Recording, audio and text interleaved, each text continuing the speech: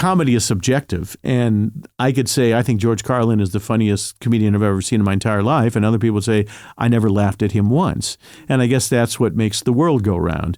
Back in the day when I was first starting, there were a million TV shows on that had a brick wall behind them, and people would stand up and tell jokes. I find the comedians of this generation to not make me laugh too much. Sebastian Maniscalco makes me laugh. Fluffy, Gabe Iglesias makes me laugh. We just had Brad Williams on the show. He makes me laugh. But these guys are more, in my opinion, old school comics. I just, maybe it's my age, I am not into this revolutionary new, bandwidth of comedy. And I could go to the Comedy Store now and not laugh all night based on what I don't find funny. And that happens generationally.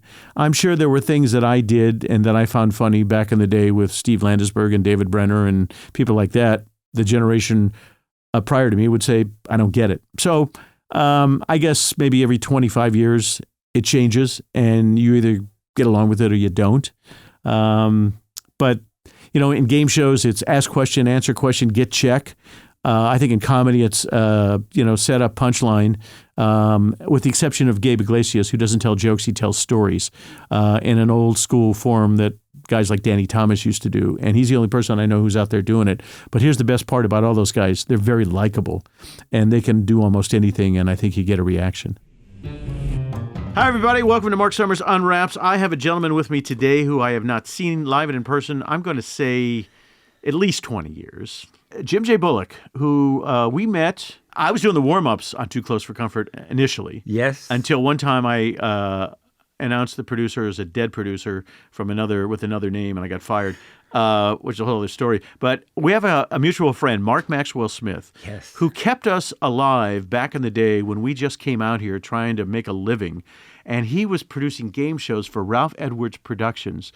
And you and me and Vanna White would play contestants in various games. Sometimes she was my wife, sometimes she was your wife. And so I forget what they paid us, but it was more money than I had. Well, it was more money than I had too, because we were starving, trying to make our dream happen, and it would be like $25. Yeah. I kind of remember. And then it went up to $50. It was $50. You got to be kidding me. And then, if you did like a full run through Yes. and everything, it would be like maybe 150 or something. Anyway, it didn't matter. It didn't matter. Because it was fun. We were working. You did a show called Talk About It. I don't know if you remember this show.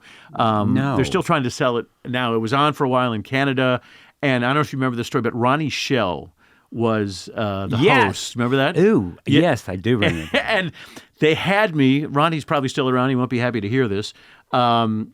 He was having trouble, and they had me show him how to host the show. Now, I hadn't hosted anything at that point other than doing run-throughs and whatever, and I went over to Ralph Edwards and I said, if I'm showing the guy who's hosting the show how to host it, why don't I host it? Or why don't we each do, and let the best man win? And he said, I couldn't possibly do that. And so Ronnie did it, and I'm not sure if he did it in series or not. But you were great on that thing. It was an improv thing, because they'd give you a plunger and say, talk about, and you had to make up stories about it. I do remember. And you were fantastic at that. I do remember that he was not the nicest man.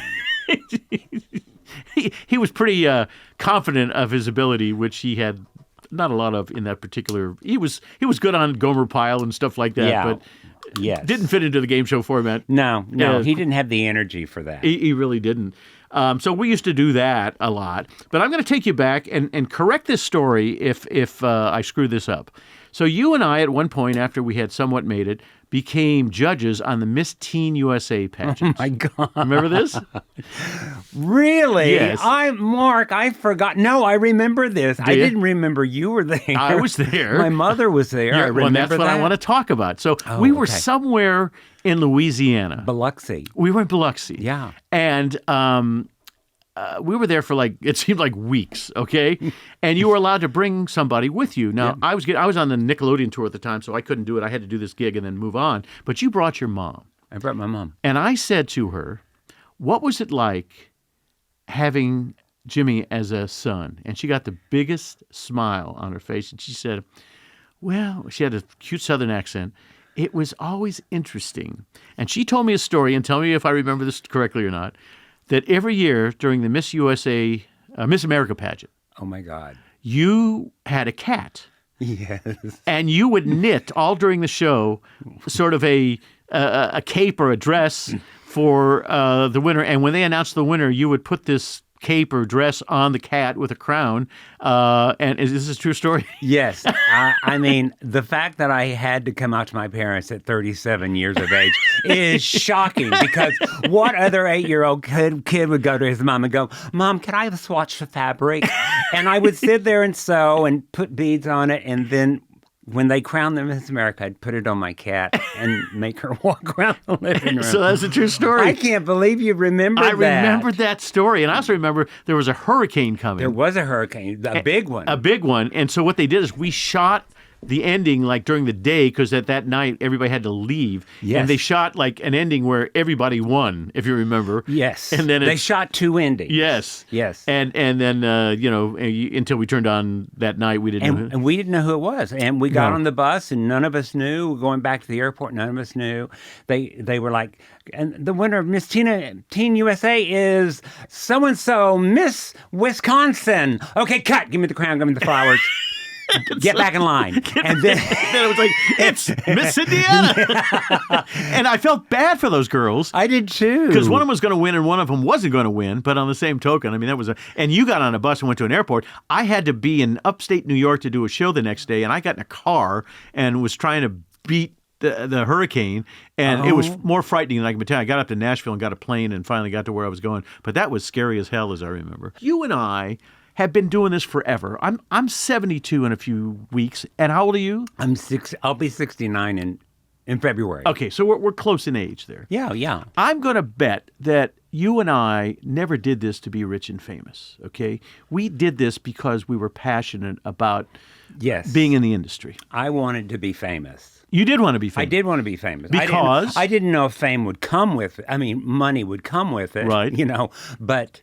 Oh, yeah, I wanted the attention. You did? Oh, yeah, I wasn't like, I want to be a great actor or anything like that, but I wanted to be on TV, and I wanted to be recognized. I wanted that. So how'd you make that happen? You graduate high school in Texas? I did. I graduated high school. I went to Oklahoma Baptist University on a voice scholarship because I'm a singer, and I was going to be an evangelistic singer. Seriously? Seriously, yeah. I was going to be an evangelistic singer. So you were really religious being brought up, I'm assuming. I was. And I still am. I'm not religion. I hate that word. I'm not religious at all, but I'm Christian, but the good part of Christian. I'm a follower of Jesus and his teachings. So Christians are kind of creepy people right now. They're really creepy. So I have to kind of separate yourself. Specify. Yeah. I follow the teachings and the love of Jesus, not this judgmental bullshit that's out there. But anyway, I went to OBU, and it was there that I got cast into a production of Godspell. And Godspell sort of changed my life because I went, wow, I can not only be funny and be silly. I didn't even know I was gay. I knew I was different, but I didn't know what I was. But I thought. Did you date girls in high school? Kind of. Yeah, I mean, I actually had sex. Yeah. And that's when you realized. No, I liked it. But, a warm pumpkin. Well, but you know what I mean. I'll never look at this again the same way. No, and that's awful. That's warm awful. Pumpkin, but, no, I mean, you're 13, 14, your hormones are raging. Of course, what am I going to be with? There was none of that. So you got laid way before I did. I did get laid young. I got laid very young. And so. But you thought you were different at some point. And by the time I got to college, I thought, if I find the right girl, then I will fall in love and I'll get married and we'll have a family and that will be that, But I never found that. And so I left after 2 years, and I wanted to come out here. And I didn't know anybody out here. I came out here in 1977. My mother was not happy. Really? She was like, over my dead body. But she brought me out here. She drove out with you? She drove me out here, Wow. and she stayed with me and helped me find an apartment on Orchid Avenue right behind the Chinese Theater. Oh, my. So anyway, and I studied at the Strasberg Theater Institute. Oh, my. I thought that was, by this time I did want to be an actor. Now, to get in Strasbourg, I never knew this. Did you have to audition, or did they just take your money and didn't care? They just kind of take your really? money and don't care. They say you have to audition, but everybody got in. Everybody got in. So how long did you take classes at? 6 months. 6 months. I ran out of money. So what was your first job in show business then? My first professional job was, I did stand up, I didn't know that. Oh, you didn't? No. Oh, yes. I At the Comedy Store? At the Comedy Store and the Improv. So I ran it. I did Godspell again out here. It's like Godspell. I did Godspell out here.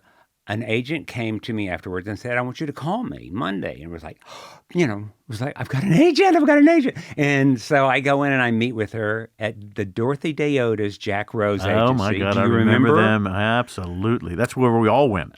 Yes. And Joanne King. Joanne King? I remember Joanne King. Oh, my God, no. Yes, 100%. I met with all these people. They all rejected me. It was unbelievable. Really? Yeah. Oh, my God. I couldn't get arrested. Joanne King said to me, she goes, okay, I kind of realized that I wasn't going to get signed. She couldn't sign me to Jack's agency. Right. But she said, I'm telling you what. She said, what do you want? And I said, I want a sitcom. She goes, stand up. And I said, oh, no, I'm not doing stand up. She goes, if you want a sitcom, stand up. And she, as crazy as she was, she was right on, because it's 1977, 78. The clubs were hot. So I became a regular at the store in 76. So you came in after. I came in really 78. God, really, I don't remember this. 78. And you had an act that you wrote? What did you do? Oh, my God. My act... Oh, geez, if you can call it that. I just would get up there and really fly by the seat of my pants. I was not a joke teller. I never told jokes. I did props, lots and lots of props. I had a suitcase of props. Wow. And I'd go up there and just do ridiculous things, just stupid things. And sort of carrot they weren't even funny. They weren't funny. But because I had so much energy. Yeah, you were frenetic as hell. I had energy shooting out of every orifice on my body. And because of that, I think I was entertaining, that people were like, they were horrified, but they at the same time laughed. And you did the Improv? Because that was the hardest room in town. That's where I started. No. So I went first. She said, so this crazy agent, Joanne King, she said, well, I'll work with you and we'll get you 5 minutes together. So she'd come over to my house, my little place in Burbank, my apartment, and I'd make her a sandwich. She had this great smoker's laugh, and I'd just do crazy shit, and she'd go, write it down, put it in an index card, write it down. And so I had these index cards, and one day she said, it was a Sunday, she said, we're rehearsing over at my place, bring your suitcase. Yeah. So I get there and she goes, we're going to the Improv. And I said, no, we're not going to the Improv. It's open mic night. And she said, I said, I'm not ready. Next week. I'll be ready next week. She goes, you'll never be ready. You're ready. So she dragged you over So there. We went over there. Oh, my. I put my name in that bowl. This is when the Improv had burnt down. Yes. So all they You know had who was hosting those Monday nights? Who? Me. Let me tell you the story. Were you? I couldn't get into the Improv. Bud would not give me the time of day. When the place had burned down, I was watching the 11 o'clock news. And the next morning, I drove down there at 8 o'clock in the morning. And as Bud was opening what doors were left because the place was on fire, he said, what are you doing here? I said, well, somebody's got to put this place back together. And he goes, yeah. And I said, well, that's why I'm here. So for the next month, I went down there every day to help Bud put the place back together. And all of a sudden, not only was I emceeing on Saturday nights, I was hosting Monday nights open mic night. So at some point or another, I must have introduced you doing your act. You must have, because honestly, Mark, I was so nervous. Wow. And I just remember they'd get up, I guess, and you go, coming up next is, you'd pull out a thing, and you'd go, Jim Martin. Ugh, my heart would stop. And then Jim Bullock. And I don't remember. I remember there's a stairs that went up to some nowhere, and I was at the top of the stairs at one point. And anyway, I was leaving, and Bud comes up and he goes, "You're funny, kid." And I was like, thanks. And he said, "Yeah, I want you to come back." So he started working me, and then 2 weeks later, I went to the Comedy Store. Wow. And I thought I bombed. I went to the bathroom, and Argus Hamilton? Yeah, sure. Jesus, what's wrong with me? Who's still there, by the way. My prevision is working. I'm throwing water on my face because I felt I really blew this shot. Right. And that's where I was just so desperate. I turned the stool, the stool? Yeah. I turned the stool upside down. No. And I said, "Bring those 4 gay boys in and have them sit down right here." So that's where, and I'm in the bathroom and he goes, "Mitzi wants to see you." And I said, "Mitzi who?" And he goes, no. "The owner of the club." And so I went over to her booth. Yep. She had chopsticks and shit in her hair. Oh, always. "You're funny, kid." Yeah. And that was where it started. Wow. But my first job came from the Improv, and Larry Cohen. Really, what's happened to me? I can't remember who you are, and I'm remembering all these times. I'm pulling them out of my ass. He said, "I want you to be in my film." Oh, this is a heartbreaking story. So he said, "I want you to be in my film, Full Moon High." And oh my God. So I get the script. He actually contacts my agents. I'm signed with Jack Rose, Dorothy Day Otis at this time. And I have the lead role in this film. Oh, my. An American international film. It's called Full Moon High, and it was a spoof on I Was a Teenage Werewolf. Oh. So it's like, oh my God, I don't believe this. So about 3 weeks before filming, Larry Cohen calls me to his house in Beverly Hills and says, "I got a heartbreaking thing to tell you, kid, but I'm taking you off the lead. Nothing to do with you or your talent. I just have an opportunity to get a name in my show, and Alan Arkin has agreed to do a cameo if his son Adam will play this role." And so he said, "I'm going to keep you on the lesser role, but we're going to, and anyway." So did you do the movie? I did do the movie. Nice. And it's ridiculous, but you did that's what got me my SAG card. Wow. So all that was these my stories. first film. See, that's it. People have no idea. Sometimes you plan it, but most of the times you can't because other people make decisions for us in this industry. So you do the movie. You're doing the Comedy Store. You're doing the Improv. Yeah. How did Too Close for Comfort happen? Okay, so I slept with Ted, but that's a whole nother story. No, You that's too, not true. No. So I'm waiting for the movie to come out. This is my break. I don't have to do so. I never liked stand-up. I did not like stand-up. And I thought, oh, this is my break. I don't have to do the stand-up anymore. And just the film will come out and it'll be released and I'll be a star. And that never happened. The film never got released. It never did? No, it went to, what was the very first? Was it HBO? Was that was the first one that actually, Okay. They never aired it? No. It's plays now, and you can get it on Netflix or something Wow. like that if you want to go into a coma. But it actually had Ed McMahon and all these people Oh, in it. my. I mean, it had quite the list of stars. But so I have to go back to doing stand-up. And so I went back into it, was doing stand-up, and by this time I'm doing La Jolla Comedy Store. I'm doing Westwood, remember? I'm doing Bud's Improv. I'm doing Mitzi's Comedy Store. All at the same time, that strike was happening. And not making any money. And not making any, oh, Lord, no. But even during the strike, when it was over with, we got like $25 a night or something. yeah, if we were yeah. lucky, sometimes 10. I know. But I was willing to do whatever. And then ABC, Mitzi was consultant for ABC. I had no idea. Excuse me. She was a talent consultant or whatever. And so she would Suggest people to them? them. And there would be these showcases. And so there was a showcase and I was on the lineup. And so, oh my God, it was in the original room. And I'm in the back with my little sad suitcase ready to go up. And the room's full and half the room is suits and the other half a tourist. And the MC guess it might have been you. Could have been and me. said, coming to the stage next is a young man, and he's just starting out. He's a little green behind the ears, so please, ladies, please welcome Steve Martin. Oh, my. And Steve Martin dropped in and wanted to do a set. And he came in and he did 20 minutes. Yeah, and you can't follow him. Of the longest minutes of my life. Yeah. And I really did learn an incredible lesson then that I really was so valuable, that I'm not in competition with Steve Martin. I'm not in competition with anyone. No. I do what I do. I bring what I bring to the table, and that's all I can do. But the problem is, often after Robin Williams hit it big and he was doing the Tonight Show, I was ready to go up next, and he'd come in and say, "Hey, Mark, can I just do 10 minutes?" Okay. Well, as you know, Robin could never do just 10 minutes. An hour. He'd do an hour and 10 minutes. Yeah. Okay.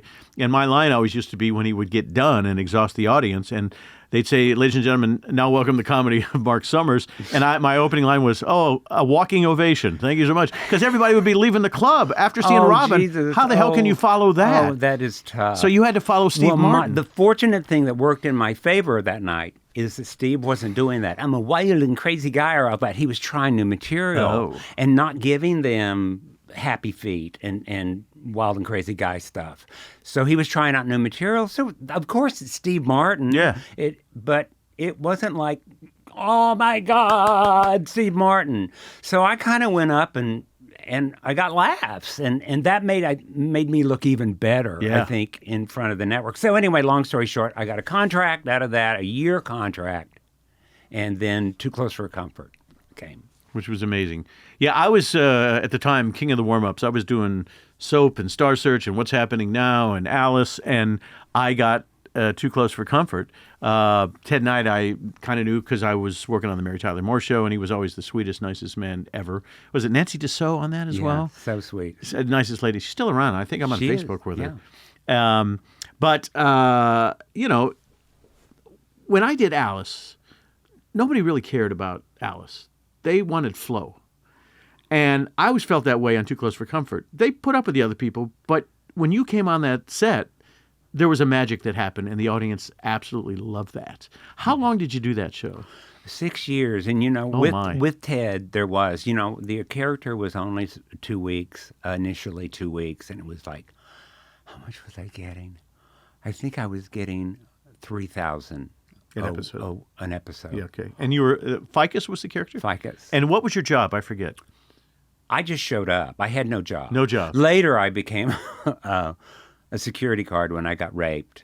But, that's a whole nother... I didn't know that. Oh, well, no. I got raped on the show. Yeah, no, that I know. You know about that episode? No, I don't know. For every woman, for every man, there's 2 women.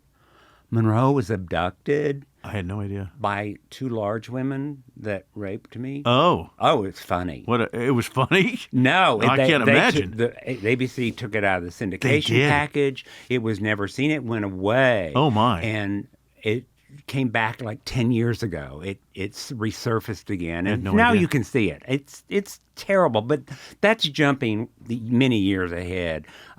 But 6 years, you thought you'd probably died and gone to heaven because the increase in money. By the time you left, you were making a lot of dough, I would imagine. Oh yeah, and I thought it would go on forever. Yeah. I really didn't think it would ever end, and I wasn't very smart with the money I was making. It's like it's going to continue forever. Yeah, we all did that. I wasn't partying or doing anything outlandishly foolish with it, but I just didn't. Anyway, that's a different thing. But so the show ends. I had my 2 episodes, and then my agent Jack Rose says they want to bring you back. And unbeknownst to me, Ted had gone to Arnie Sultan and said, "You got to bring that kid back." That was the guy who fired me, Arnie Sultan. He couldn't. Is that Arnie Sultan? Is that who fired you? Yeah, I introduced him as another producer who had passed away recently. I don't know why. I guess I had read the obituary that day in the trades and introduced him as the dead guy, and I was fired. That night? That night. After the show. God. And his son took my place. Rick? Yeah. Oh, my God. You know what? He could be such a dick, but he was, he did, Get Smart and all those shows? Yeah, did a lot of stuff. He did a lot of stuff. Yeah. So they hired you full time. So Ted said, and the truth of the matter is, Ted's humor was sort of belittling, and he needed a scapegoat. Yes. And he couldn't do that to his 2 girls. No. And he certainly couldn't do that to his wife. And so all of a sudden I come along, and I don't think it's because I brought any particular magic to the show. I think it could have been anyone, but it just worked well that I was the receiver of his you idiots. Yeah. And very it worked. well. The Very chemistry well. was there. And so, yeah, then I became a regular on it. Nice. Yeah. So you do that, and they cancel it, and you say to yourself, well, there'll be another job around the corner. Right. And was there another job around the corner? Hollywood Squares. Came right away. No. It was like a year, maybe a year and a half, and then, you think don't we all, when a job ends, think, I'm never going to work again? Yeah. That's the bane of the existence of an actor. Of course. Think no matter how good it is, no matter how popular you are, you think this is it. And it's like, I've made it to my age so far, so that's not true. But every day I always thought I was getting fired. Even when I was doing Double Dare and we had a long run, I did Unwraps. Whatever I did, I just figured sooner or later they're going to figure this out and they're going to replace me. Really? So, yeah. No. So, yeah. I never felt 100% comfortable, because that's the way the industry is. So many times, just like the story about you were going to have the lead in the movie, I came close on a couple of things like that as well. I was going to host a show called Your Number's Up on NBC. I hadn't even hosted Double Dare yet, and they wanted me to host this NBC show. And there was a producer, I can't remember his name right now, but was really behind me. And I went in that whole weekend, and he said, the job is yours. And I said, okay, great. And the phone rings Monday because they were supposedly making the deal. And he goes, I have bad news for you. And I had told my wife and my kids and my family, and I was just sure I was going to be on NBC Monday through Friday. And they said, the network wanted somebody with a little more experience, and they hired Nipsey Russell to host the show instead of me. Lasted 13 weeks and out. And that was my first, oh my God. Heartbreak. I couldn't believe it. And then I was supposed to host the Hollywood Squares Tom Bergeron edition, and that's when I came out with OCD, and they said, he's nuts, he can't do this show. And so after the announcement was made at the CBS affiliates meeting and everybody gave a standing ovation, I get the phone call, and they shot promos with me that Tom Bergeron was now replacing me because I had OCD and I was crazy.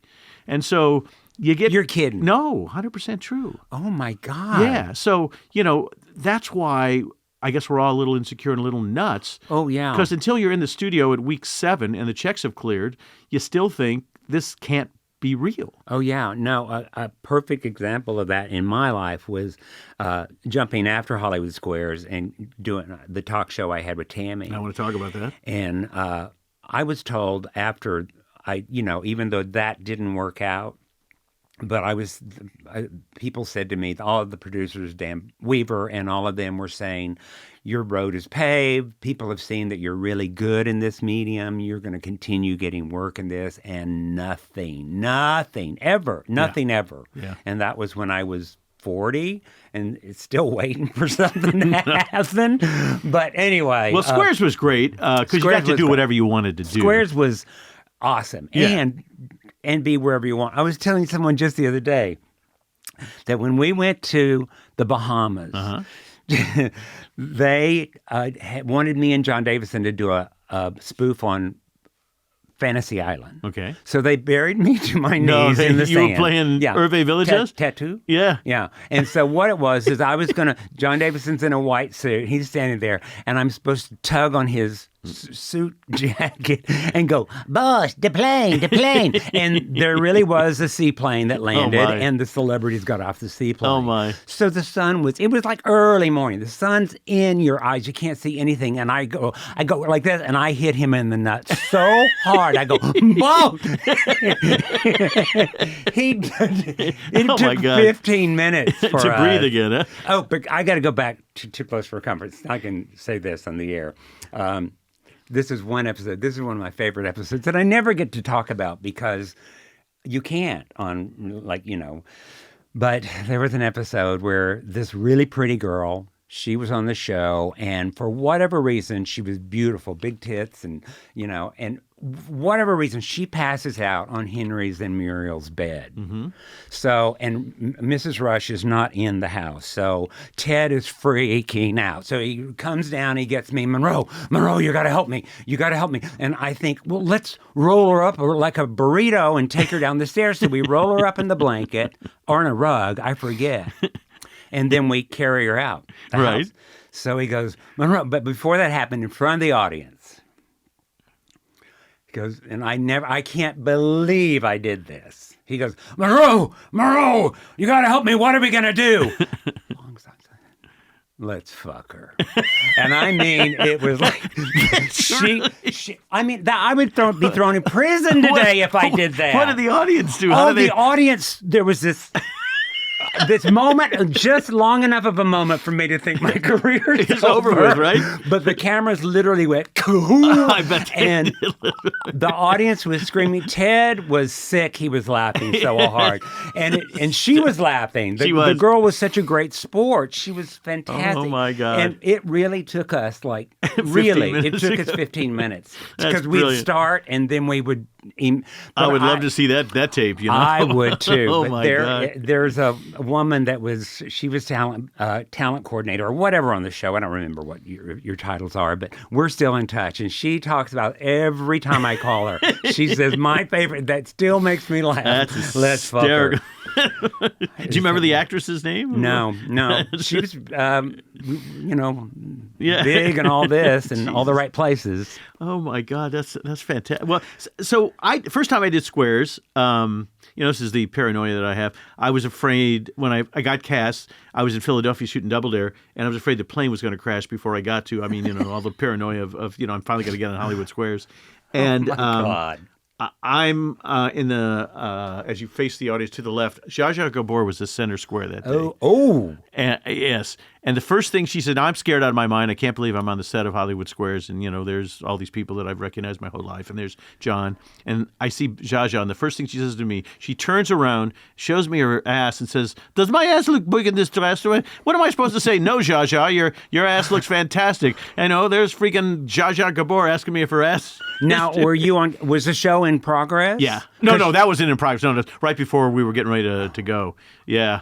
Yeah, because I was in a square next to her, and she was like, she didn't, the show was being taped. She had no idea. She had no idea. She had broken a nail the day I was there, and she wanted a manicurist to come up and fix it, Well, whenever I would go to the set, going to the dressing room, there would be no light bulbs or toilet paper, and that's like, there's no light bulbs.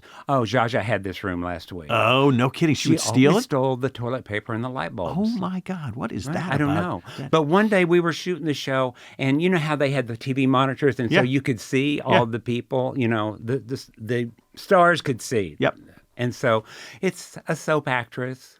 And in the middle of her answering the question, because Zsa Zsa hadn't been called on, she was in the middle square up at the top. Yeah, Those were not the called on very exactly. often. It was the corners in the middle. She goes, "Who is this woman? Why are they calling on her? Why don't they call on me?" And it's like, shut up, step it. We're on the air. I couldn't believe she was just going on anyway. I remember you would crazy. climb down from things. I mean, you were insane on that show. That was a good run. That was 5 or 6 years, I bet, right? No, that was only 2 or 3 years. Really? That was it? about 2.5 years because I came and I started in 1980. Oh my God. It's 6. And it ended in 89. 89? I thought Orion went bankrupt. Yeah. And it would have continued on, but Orion kind of messed things up at the time. Yeah. Guess what? You know what John Davidson's doing these days? No, I don't. I have seen pictures of him though. What? He has a nightclub in a place called, I think it's Sandwich, New Hampshire, and he calls it, if you're ready for this, Club Sandwich. And he plays there on weekends, and he has other talent there. And I guess he lives in that neck of the woods, and he looks like $1 million. He's in his 80s. He still has all that hair. Yeah. And he's singing, doing his thing, Wow, good for him. Yeah. I love John. He was always a nice guy. John was so nice to me, always so nice. We did we did Radio City Music Hall. Yes. And, in the studio over at Universal, or when we were at Fox or whatever, they've all changed so much. Yep. But we were at Universal a long time, and I'd call him an idiot on air. I'd go, "You idiot," or whatever, and it was like no big. So we cut to Radio City Music Hall, and I call him an idiot in front of 6,000 people. Yeah. And so in my dressing room, I opened the door to John, and he goes, Can I talk to you for a minute? I said, "Yeah, come on in. He goes, Jim, I would never, ever do anything to curtail your humor. You're so funny and everything." But he said, can you please not call me an idiot Really? here in Radio City Music Hall? He said, it's different with 6,000 people as opposed to a studio audience where there's 200. He said, so, and I said, of course I'm not going to. But once we got back, it was like idiot, But, he was such a lovely man and so generous. And first time I did the show, times. Shadow Stevens was the announcer. And I used to do impersonations of him on Double Dare because he used to go, John Davidson, That's like great. that. And I would make impression and do that. Well, I did it on the show that day next to him. And he did not like it at all. Shadow, and they edited it out of the show, as a matter of fact. Oh, my God. And to this day, if he sees me, he kind of goes the other direction because I guess he got, mad that I mocked him. But, I just thought it was such a bizarre way to introduce somebody. But, wow. I've never been in the, apparently, Mark Summers fan club with Shadow Stevens. But do you know, I'm sure you know, Howard Stern. Oh, yeah, I've done the show a couple of times. Have you done it? Oh, yeah. Uh-huh. But he did Hollywood Squares. Hollywood Squares he should have never been booked on Hollywood Squares. No. That wasn't really... Not his cup of tea. That was not him. And, he was in the shit squares, Yep. That don't get called. And he was right below me because I'm in the upper right-hand square, so he's in the square below me. And he, would go episodes, shows before getting called. So, and I didn't know. I was completely oblivious. I was getting all the attention I needed. So, in one of his books, and he's a very nice man. Yeah. But in one of his books, he talks about Hollywood Squares. In his first one, I want to say Miss America something, but he talks about getting a view of Jim J. Bullock's ass that only his proctologist should have. Oh, my God. And, he said he was king shit. Everyone was calling him. No one ever called on me, but Jim J. King shit Bullock. Unbelievable. Yeah, I've done the show, and I always say there's two different Howard Sterns. He plays that role extremely well.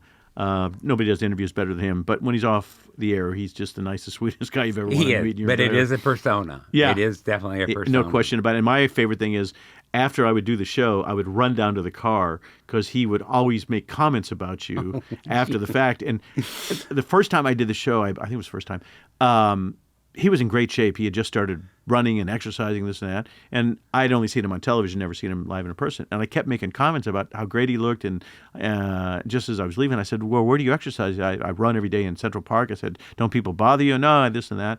So I get in the car, and he goes, I think Mark Summers is gay. He kept asking about how I looked and how all this kind of stuff. And, which I love the fact that, he's doing shtick like that on you.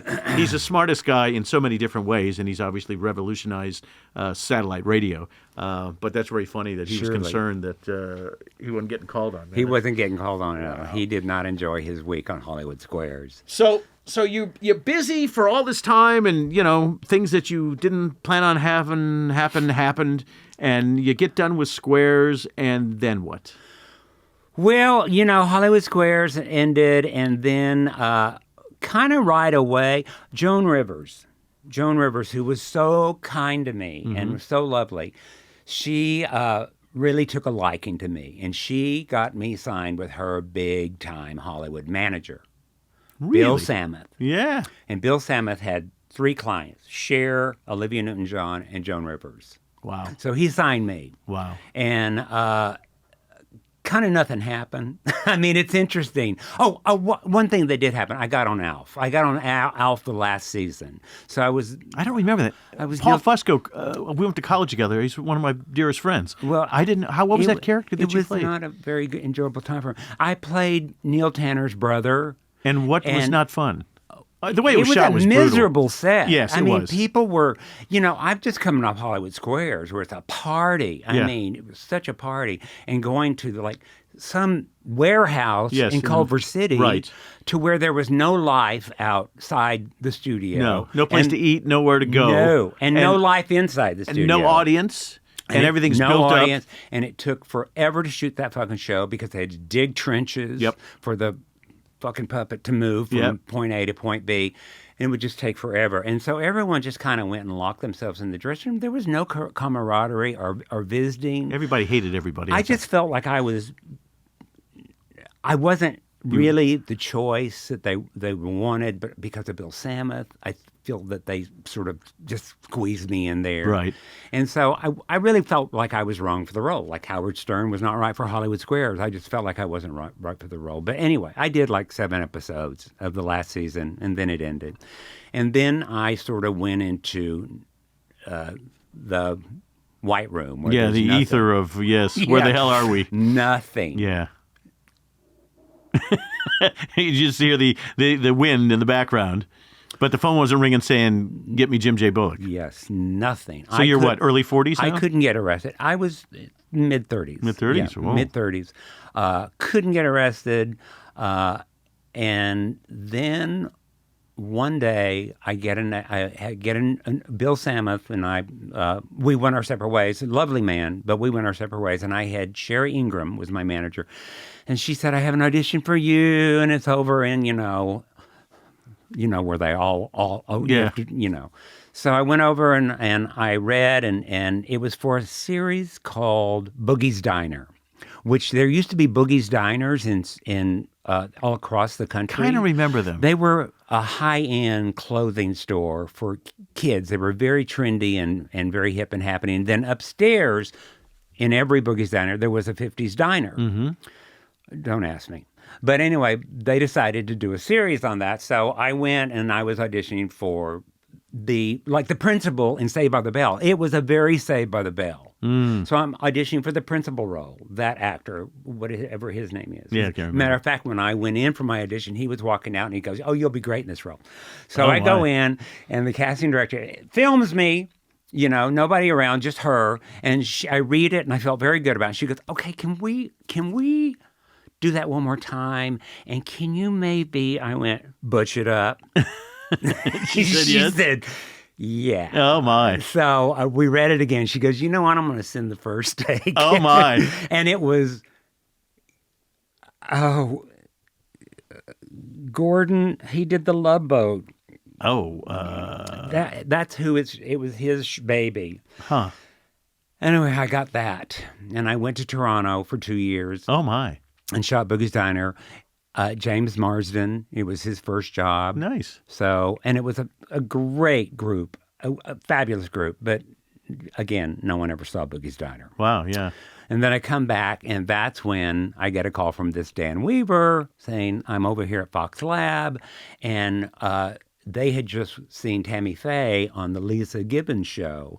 And John over at Lisa Gibbons, whatever his name is, called up Dan Weaver and said, oh my God, Tammy has just done our show. She's got to be back on TV. You have to get her back on TV. So they met with Tammy, and she was all down for a talk show. But now, the public's image of her was somewhat of a freak. Right. My image of her was a freak. Yeah, she was a strange, semi-religious woman, married to a guy, but got divorced from the guy because I guess he was, I don't know, doing things with money that he shouldn't have been doing or whatever. Right. So when they called you, did you go, this is a joke? I didn't know. He said, we have an idea. And so they all agreed at Fox that she should have she'd have a show again, wow. But she's got to be coupled with someone. So who are you going to couple with Tammy Faye Baker? I mean, they really went the gamut and they went, gay, a gay man. So I was on a short list. Jim J. and Tammy Faye. Yeah. So he calls me up and says, I want to meet with you. We have an idea. Would you be interested in doing a talk show? And it's like, oh my God. And so. What was the audition like? I did an audition. He took me to coffee and he said, and all the time I'm sitting there going, what is it? What is it? What is it? Who is it? Who is it? Yeah. Is it Nancy Dussault? Yeah. Who are you thinking about partnering me with? And finally he says, so we're thinking about Tammy Faye. And I went, Tammy Faye Baker? And my exact words were, but she's fucking crazy.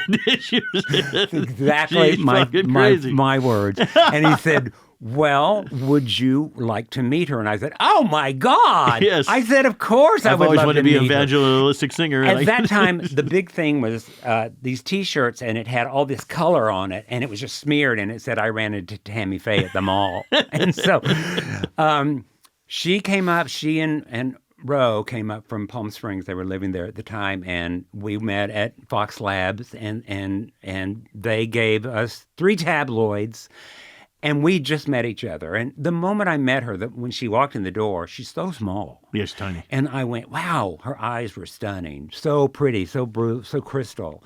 And then her hair was tragic, but everything else about her was beautiful. And we just immediately hit it off. So they had like a little handheld camera. And you were riffing off the Yes. Really? Give us host intro and sort of a middle and an end. And so there was no ever problem with Tammy. No. She could talk. She had an opinion. She could talk about anything and everything. And we just opened those tabloids and she just started talking and she was in her element and I was having fun with her. So they took this shitty little tape that had no lighting, nothing, not lighting like this, overhead office fluorescent lighting. And they would put it in their, what do you call those when you would have the shows of the upcoming season to an audience? Oh yeah, they would do like previews and things. Yeah, yes, exactly. Yes, and get their opinion about what do you focus want groups. Focus groups, and they would just slip that in. And here are all these shows that Fox is going to be doing, and people were like going, "We want to see more of that talk show with that Tammy Faye." Really? And so that's when they started doing live runs of the show that were taped but never for air, and in a studio, and we did them every week for like 6 weeks. And I mean, it really built a following. People were coming to see this, and then it was sold into a pilot that was very iffy, and sure enough, that pilot was sold, and it was so ahead of its time. Me being gay was ahead of its time. An out gay person on TV. What year was this? 1994. Hard to think that that's too soon. Isn't that right? I mean, isn't that crazy? That's crazy. I mean, because Monroe was never meant to be gay. No, he was just. But Paul Lynde wasn't meant to be gay either. Right. And on Hollywood Squares, I kind of threw that and just went, I'm very Popeye. I am what I am. Yeah. And then I felt like I sort of hit this skid in the early 90s because I had come out and it was not a good time to be gay in the industry with AIDS, and everyone was so terrified of that, and you can just catch it by talking to a gay person. Yeah. Nobody knew. Nobody knew. So anyway, here comes the show, and so they sold it, and we did how many? 50 episodes with Tammy. And then it went away. Why did it go away? Then she got her cancer diagnosis. Oh. And I'm sorry, I'm getting a phone call. And so she had to leave the show. And then they hired... Was it Ann Abernathy? Ann Abernathy was a lovely, lovely, lovely woman. Very competent. And But didn't have the spark. It didn't. It went from the Jim J. Tammy Faye show to the Jim J. Ann show. But nobody knew who she really was. What? Nobody knew who Ann Abernathy was. No. And for me, it was kind of, I enjoyed it because with Tammy, I kind of had to be the straight person. Yeah. Because someone had to unusual. direct the ship. Yes. Someone, because she had no control, I'm sure. I mean, why do we have to go to commercial break? Oh my God. It was like she was so used to doing PTL and like paint that wall, and they'd paint that wall. They would do whatever she wanted. Yes, to being in secular television where it's like, Anyway, it just didn't have the same zing, but we did about 100 more episodes with Ann, Good for you. So, but, then I think the partner station network lost their oomph for it. So it just kind of went by the wayside. Amazing. And I was devastated because of that, because I loved that. And I really... You got to be yourself. Yes, and I thought it would be really fun. And once Ann took over, I did get to be myself. Yeah. I was the silly one. Right. I was the one who was running all over the studio. And she was trying to control you. She was driving the ship, What was her background? Who? Ann Abernathy? Yeah. She was with Regis back in the day before Kathy Lee. Really? I kind of remember, but I don't, Yeah, I just remember the name. I don't know if it was in the L.A., because, Regis was in the L.A. market before he went to New York. Yes. And so I think she was with him here. It might have been. I don't remember. Might have been. And then you disappeared for a while from me anyway. I was in touch, and then the next thing I find out, you're doing theater everywhere. You were playing, like someplace, I want to say Utah, is that right? Where you were playing, 5 different shows, 5 different characters. Because I've become a Mormon now. Yeah, right. No, hysterical. no. Yeah, I did. I disappeared. I went through a really kind of interesting time in my life where I've always been so sober and level-headed, and my partner all along this time with the Jim J. Tammy Faye show and everything, he had AIDS and he died in 1996. So when John died and the show ended in 96, I was sort of devastated. So I went into the party scene and I got a little in trouble. Crystal meth, with right? crystal meth. And it took me, angels around me and a great foundation in my life to come out of that. How long were you doing that? And Hairspray. I did it heavily for 3 years. Wow. And then I got in trouble. I got arrested So where were you arrested? in an alley. Really? What, buying? No, I was coming out of it was like 4:00 in the afternoon. And this was a notorious tweaker bar, and I'd been there all night. Yeah. So I'm coming out. My car's parked right there, right behind it's right on Santa Monica. It's not even there anymore. But I come out, these two bicycle cops, it's 4:00 in the afternoon, come down the alleyway. And they see me coming out of there, and I'm sure my hair was this, and my eyes were fucking Wile E. Coyote, and there's my BMW Z3 that I'm about to get in, and they come over and start talking to me, and they said something about, "Do you have anything on you?" Well, I didn't have to. I wasn't stammering, and I was, my pupils were that big, but they had no reason. But anyway, they did, and it was God's call. It was the God shot in my life to clean my fucking act up. So they put you in jail? They put me in jail. I never went to prison. I did go on the California diversion program. I had to do so many hours of stuff, and for a year I was on probation. But, I escaped that. Very lucky. Very luckily. Yeah. And so that was my wake-up call. So you don't just walk away from something like that. You do go back every once in a while, test the water. But when you do, you go right back to the bottom. Really? You don't go to the top anymore. There is no mountaintop anymore. You go right back to where it was awful and horrible. So I did that a couple of times, and then I got Hairspray. And I blew a monkey to get Hairspray. I mean, to tell you. You have pictures of that?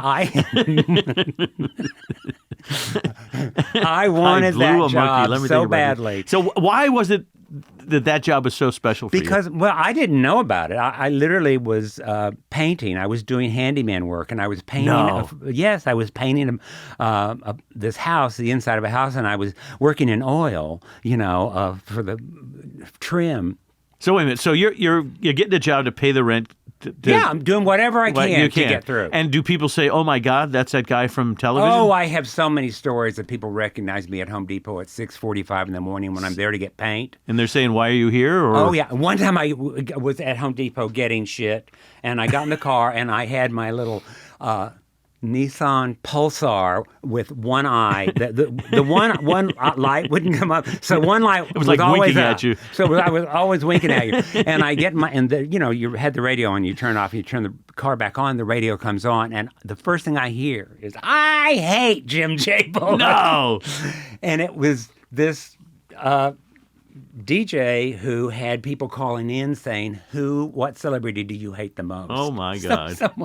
Good God. Right at the moment, I turned the car. I hate Jim J. Bullock. Oh, my God. And I had a lot of instances like that. Oh my agent calls. I had not even a flip phone. They're not even the Razor. This is when they were little, Yeah. Yeah. Talking to him, he says, "Yeah, they want you in New York to audition for Hairspray to replace Harvey." And I said, "Yeah, I'm painting in oils. I got to go. I'll talk to you later." So, anyway, that started a process. I didn't go to New York. I put together a tape here and sent it in to tell. So they want you to be Edna? No, they didn't want me to be Edna. My new manager, Ryan Glasgow, thought that I would be great as Edna. Right. And so they're not going to hire me, so they went with Michael McKean. I remember that. But I got in because they said he is not right for Edna, but he's sure right for this show, it is a show for me. So I came in doing Male Authority, and then, I went on from there, doing Wilbur. And like I said, I got fat enough to do Edna. And you did Edna for years. I did Edna. I did Edna in the Carpenter Center in Long Beach. I did Edna in Denver. I did Edna. I worked for Royal Caribbean. When Royal Caribbean has Hairspray on, I did 2 contracts on Royal Caribbean as Edna. Was that fun, being on the cruise like that? It was on the Oasis, those ships, which are the biggest cruise lines. And have you ever been on one of those? No, and I'll tell you why. Back in the day when I was doing magic to make a living, I used to have friends who would go out on, Princess or whatever. And they said, if you went out and scored and then you had to interact with the people, it was the best feeling in the world. But he said, if you bombed, you had to keep interacting with those people for the entire week. And he said, I would hide in my room sometimes because I wasn't connecting. Doing stand-up? Yeah, doing stand-up, doing magic and stuff. And so I used to get offers from Princess, and I turned every one of them down because I was scared out of my mind that I was going to go on this cruise and bomb and then have to see these people every day. So I never did it. But I had friends who made a lot of money doing those things. Yeah, I have. But you probably would have been flown in and flown out. Yeah, and all that stuff. But it just, taking chances at times scares the hell out of me. And I was never that good of a stand-up. I was using it like you to get to another point. And the guys that I used to run into all the time, the Jays and Daves and David Brenners, these people ate, slept, drank, and breathed stand-up comedy 24/7. Loved it. I didn't. I wanted to do it, but you know what? I just wasn't that funny. They used to call me the accountant comedian because everybody else was single. I was the only married comic at the time. And I was like super straight. To this day, I've never done drugs. I've never smoked a cigarette. And back then in 1976, I would see Pryor coming out of the bathroom with the, white powder around his nose. So, it was a different time and a difficult time for me to be there. Yeah. So it never worked for me. And I got I was lucky through warm-ups in the Magic Castle to get from point A to point B.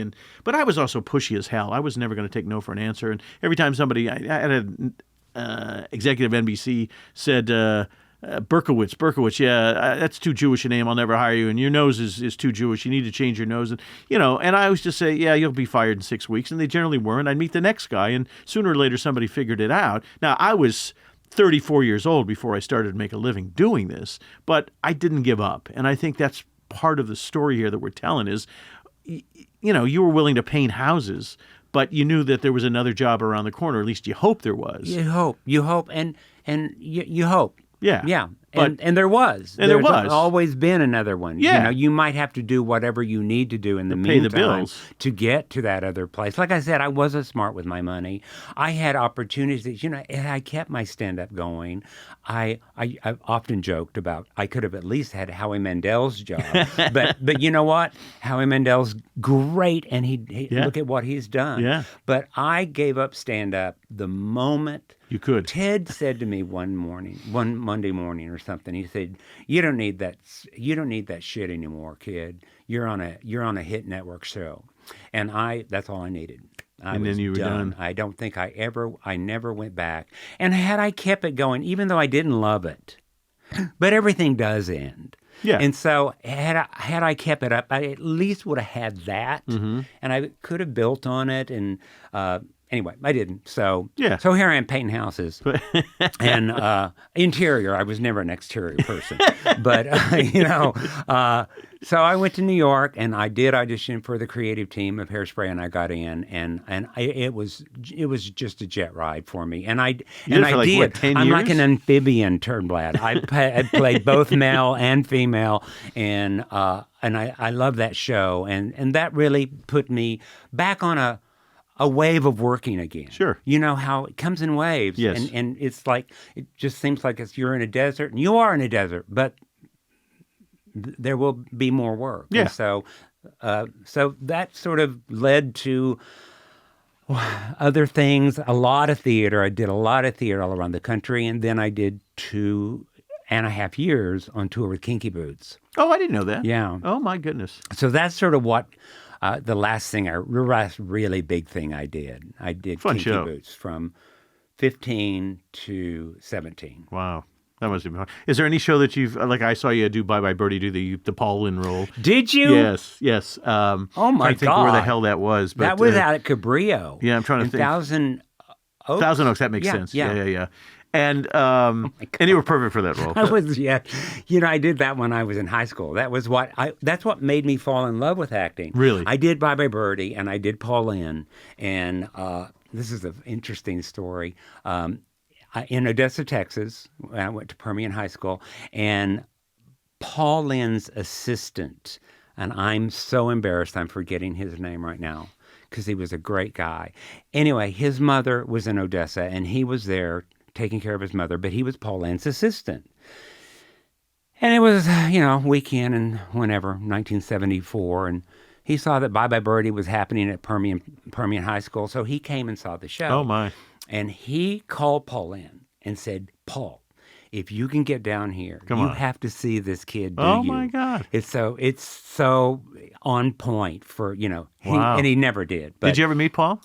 I never met Paul. In 1980, he was doing a special at ABC Prospect, and I went over because this was before anything happened for me, and I was on the catwalks, and he was down below. But I never had the courage to say anything to him. A very funny story. A friend of mine, Lenny Rips, a writer, was writing. They used to have a thing called the Kenley Players.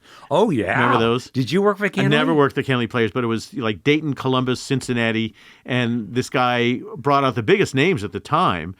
And they would do summer stock, which summer stock doesn't exist anymore. Right. And Paul would go every year out there and play some role. And he was going to go out and do an hour of stand-up. Well, Paul didn't really do stand-up, so this guy was writing for him. And he wrote a gay joke. And Paul said, nobody knows I'm gay. And Are you kidding? Yeah, he said, this was in, I was working on the Mac Davis show, so it was 1976-ish. And Paul believed that nobody thought he was gay. Oh, my God. Yeah. I connected to him on Bewitched. That's when I first saw him, and I went, there's something about him that I don't know why. I wasn't attracted to him, but there was a connection. I heard a story where Paul, after one of his, maybe a Kenley, he went into took questions after the show, after the curtain call and everything. And some audience member, some woman went, yes, are you married and do you have children? Oh, my. And he goes, lady, what rock have you been under? That's exactly right, I mean... I guess by that point he had decided he was going to be openly gay. Oh, my God. The stories are not nice about him. Apparently he was an alcoholic and not a happy man, which was very sad because, the amount of joy and humor that he brought to the world was... I used to laugh my ass off whenever I would see him. Certainly the Bye Bye Birdie role was, brilliant back in the day. So much fun. He was so great. So is there a role that you want to do that you haven't had the opportunity to do? I did last, you're going to laugh, but there's a program in Palm Springs called MTU, which is Musical Theater University. And it's an after-school program for kids that are serious about going into the arts. And it's free. You just have to audition to get in. And these kids do 4 productions a year. This guy, David Green, works their asses off, but really prepares them in a way that I wish I could have been prepared for what was ahead of me. I had no idea. So these kids are going into the professional theater knowing what it's all about. And so he does 3 musicals a year, and he brings in names for the roles. And so they did the Prom last spring, and I have wanted to do the Prom ever since it came out in 2018, nice. 19. And I thought, I'm too old. I really am a little too old for it. But anyway, I got to do it. Nice. And it was high school kids doing high school kids. And then the adults were me, Alec Corey, who was a Broadway veteran. And it was so much fun. So I would like to do more of that. I'd love to do the Prom anywhere. And of course, I would love to do more TV. And there's what is the game show that's on right now, hosted by Pictionary? Oh, Pictionary, yeah. Who's it hosted by? Oh, I don't remember, but I know who you're talking anyway, about. I'm great at that. So I'm so good. It used to be Win, Lose, or Draw. Win, Lose, or Draw. I did that a million times. And so it's like I told my agent, I said, get me on that show. Now, I know I'm not current. Yeah. So they would do a classic television week, and then I could be one of the. How's that going? Are there any? I don't know. I really? don't know if it's ever even been discussed, but it's such a great show, and so I would like to do things like that. But in truth, I'm kind of really enjoying not. Yeah. I'm very busy with volunteer work. I'm very active in my church. I've got a great life. Sounds like it. Back in the day, the deal was you'd have a publicist, and I forget what I used to pay my publicist, whatever it was too much. But the deal was they would get you on Win, Lose, or Draw or Hollywood Squares or whatever, and they would pay. That would pay for your publicist, so it was a wash, and it worked out well. Right. And there were a million game shows to do, Match Game and all that stuff. It doesn't exist anymore. No. And the same thing, I wanted to do Pyramid or whatever. I'm old news. Nobody, Marc who? I mean, sometimes, people say, hey, can I have your autograph? And I'll say Unwrapped or Double Dare. And they go, what's Double Dare? And so, they have no idea of some of the things I've done in the past. And, you get to that point that, you just age out. I was talking the other day, I was at a friend's house, and I mentioned, I think, Jack Benny. And his son, who was in his mid-20s, said, I have no idea who Jack Benny is. And I thought, never in my life did I think somebody would say, I don't know who Jack Benny. I was at an NBC meeting once, and I swear to God this happened. I mentioned Johnny Carson, and the guy across the table, who was like a fetus wearing a tie, said to me, Carson, yeah, I've heard of him. No. Yeah. At NBC, Carson, I've heard of him. And I thought to myself, I just want to shoot myself in the head at this very moment. When I started in the industry in 1973, I had never seen your show of shows with, Sid Caesar and Imogene Coca, but I knew everything about it. And I find that the executives and the people who are running the business this day have no idea of what happened before they got here. And I know there's 50 years more of what I saw versus what these guys have to see now. And with cable, and there's a million goddamn shows all over the place. That's and the problem. You see these award shows, and I look to my wife and I go, I've never heard of one of these.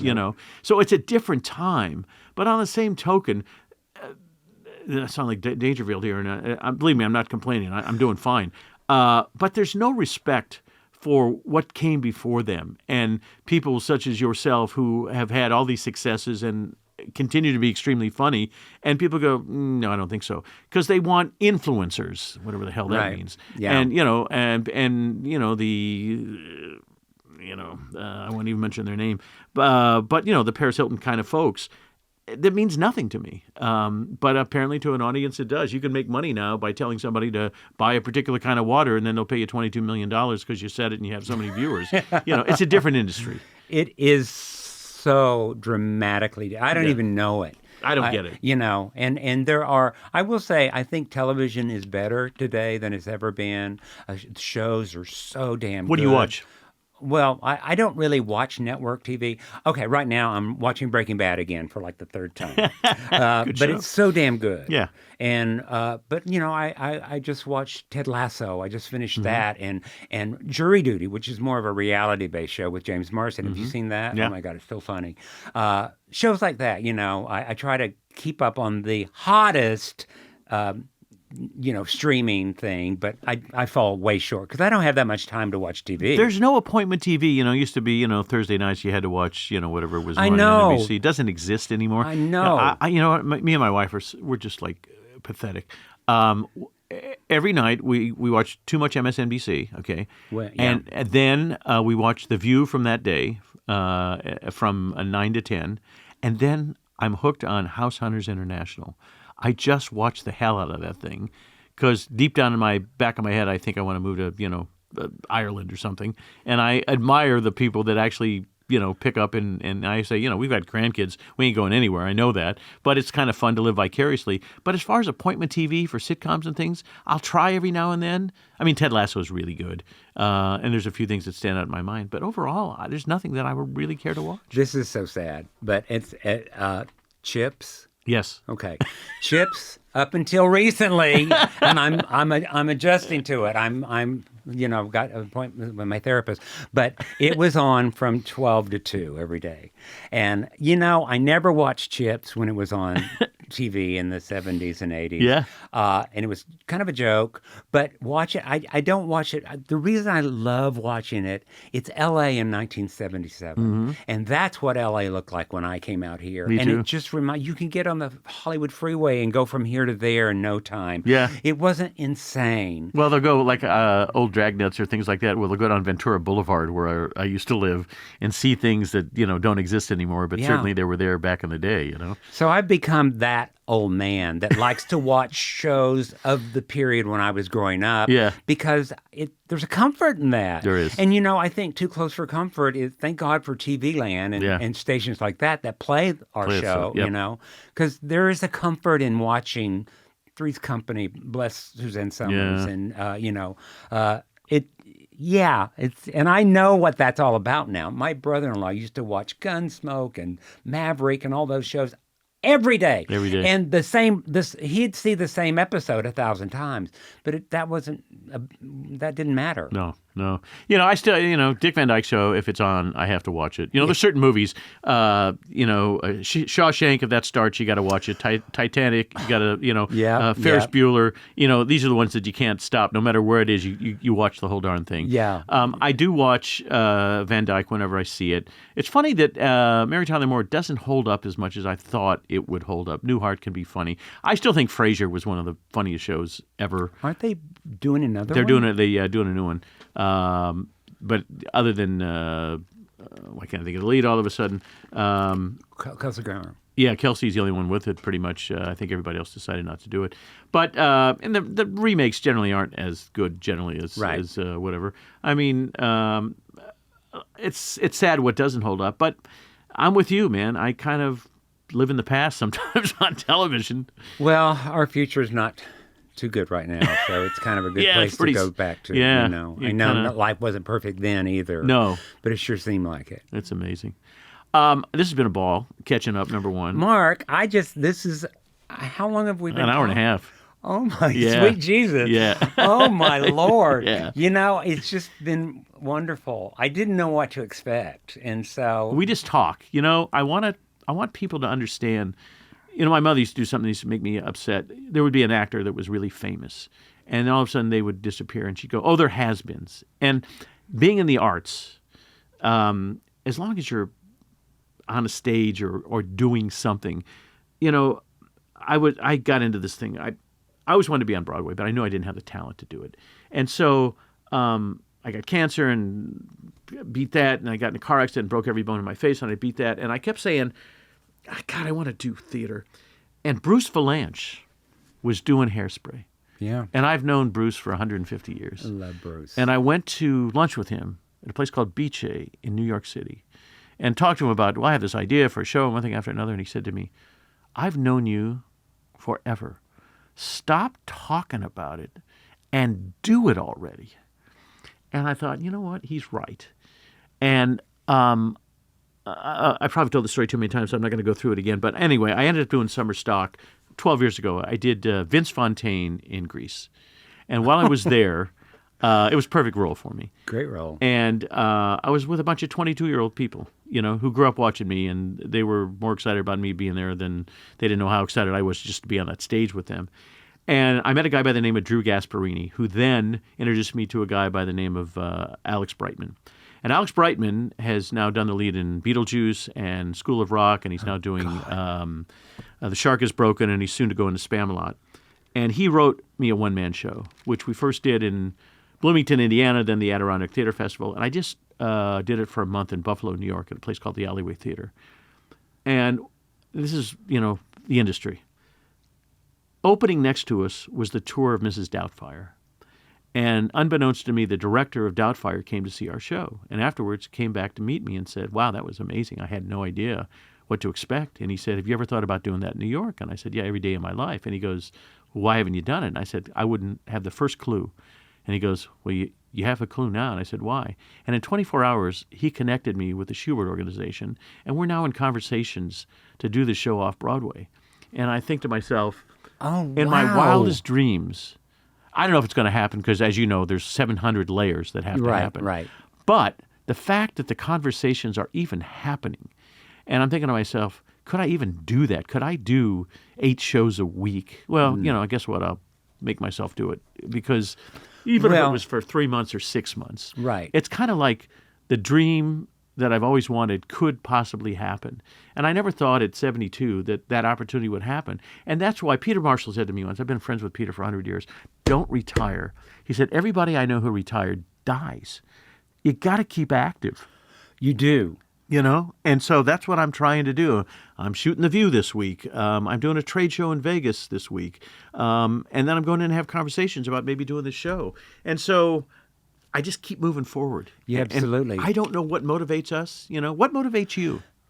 Well, actually going back to the prom that I did with high school kids last spring, I did it. The main reason I wanted to do it, other than really wanting to do that role, was because it becomes a job.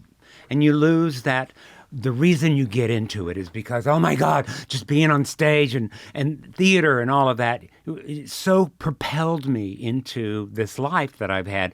But you lose that because it becomes a job, about a paycheck. Yeah. And so I want to see if I can fall back in love again with theater because I feel like I've fallen out of love with it. And it did that in spades. Really? First off, the kids, their dreams, their energy, their hope. It's intoxicating. It is. And to be a part of that, not just watching it, but to be a part of it. And we're not going to be negative to them. I know a lot of people will tell them, it's never going to happen, or you can't do it. Or you can't. No one can say that. No. I can't tell you we don't have time to get into and I'm sure for you, people that I saw over the years and I went, that's never going to happen. Bless his heart. Yeah. Guess what? And it's like, guess what? Yeah. I wish he would hire me today. It's so crazy. It's such a crazy business. No one can tell you that it's not going to happen. It's not going to happen. I agree. We talk a lot on the show about overcoming obstacles. What's the biggest obstacle you had to overcome?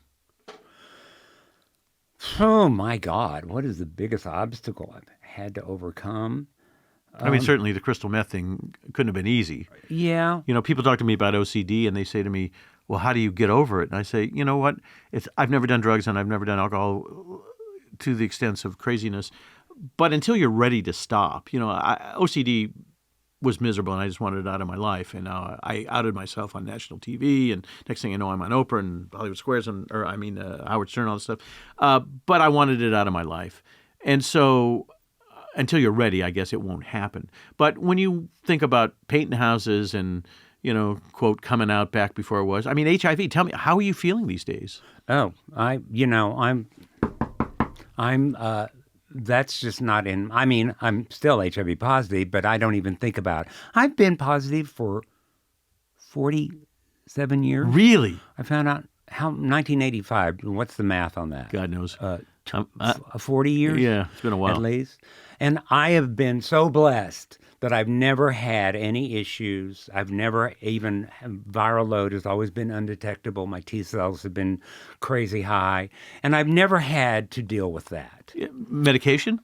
I'm on Biktarvy now, which is a once-a-day pill. Right. But I'm only doing that because of my doctor said, let's do this. Pill can take care of your HIV, keeping it at bay, and then your immune system, because I was getting colds and everything. So they, when I was doing Kinky Boots, when I was on tour with them, they started the Biktarvy. So that. But I've never had to know what it's like to be scared even with that. And I've got an ability in me that is sort of like water on a duck. Things hit me and they roll off of me. And that's been great. And that's a good thing in life. But also at the same time, things hit me and I don't learn the lesson I need to learn from them. So I have to repeat that again and again and again. So, but I know your mom saw your success. Did your dad see your success? Yeah. And they were over the moon, I'm sure. They were. Yeah. They were so proud of me. Nice. They were very proud of me. Man, from tea sets to knitting things for cats to this. Yeah. It's pretty cool. Congratulations, my friend. Thanks, Mark. I love you. I hope to see you sooner than, waiting 20 years. I love you too. I hope to come see you on Broadway. Well, that would be very cool, man. That would be... I don't doubt it. Certainly magical. Well, that's Mark Smith. He's the one who put us together 100 years ago. I know. You take care. See you next week. Mark Summers Unwraps. Thanks for listening. Mark Summers Unwraps is a production of Believe Limited, created by me, Mark Summers, and Jessica Richmond. Produced by Keith Korneluk and Jessica Richmond. Executive produced by Patrick James Lynch and Ryan Geelan. Post-production support from Joshua Sterling Bragg and Believe Limited.